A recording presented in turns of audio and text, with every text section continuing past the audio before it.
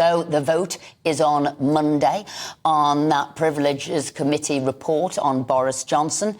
If you were a Conservative MP, Tim, what would you be doing on Monday? How would you vote? I would be doing what most Conservative MPs would probably do, which is I'd be washing my hair. So the whip, it's only a one-line whip, I believe. So you don't have to turn up to vote.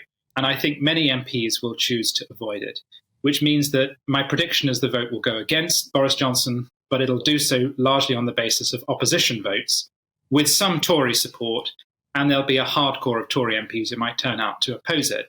But I think a significant number of Tory MPs are going to have to give someone a lift that afternoon. There's going to be something else they have to do.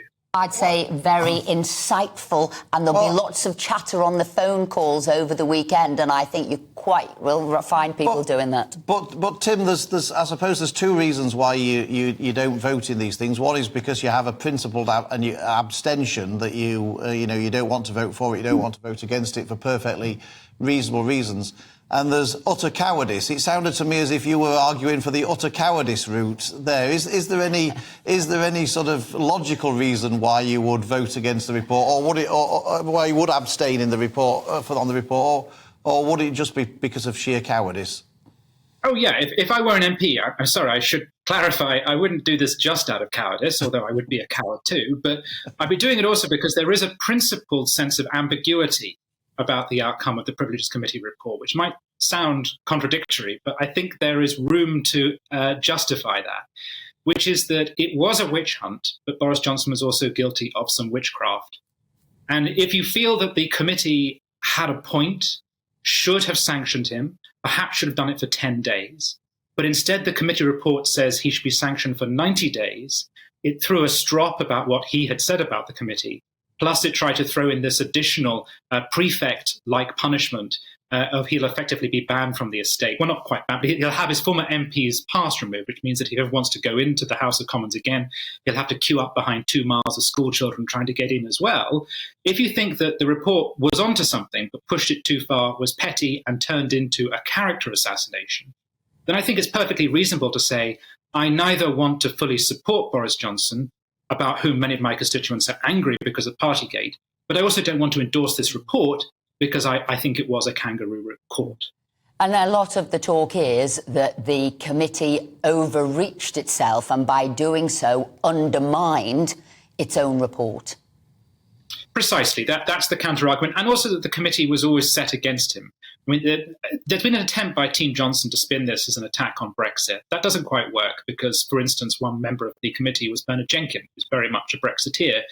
I don't think it was about that. I think it was a correction to the system. I think there's no coincidence that right now, as Boris Johnson's being pushed out of Parliament, Donald Trump is being indicted, and Jeremy Corbyn is being slowly pushed out of representing North Islington in Parliament. All three men are examples of populism, and all three of them tested the system. And you can either see this as the system pushing back against them, so it's a conspiracy to remove them, or they're the kind of people who, in testing the system, perhaps walked into some traps or broke some rules. And they're paying the price for that. So that's the way I see it. I think this is about the political system rebooting itself and kicking out some of the troublemakers.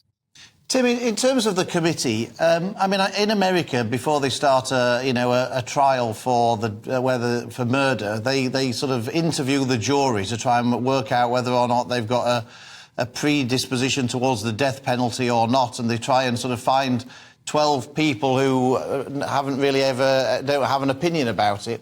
What was supposed to happen with the Privileges Committee in the House of Commons? If you were trying to look for 7 MPs who'd never made any comment about Boris Johnson, I suspect that might have been very difficult to do. So, by definition, you were going to have people on the committee who were had either expressed support for him or opposition to him.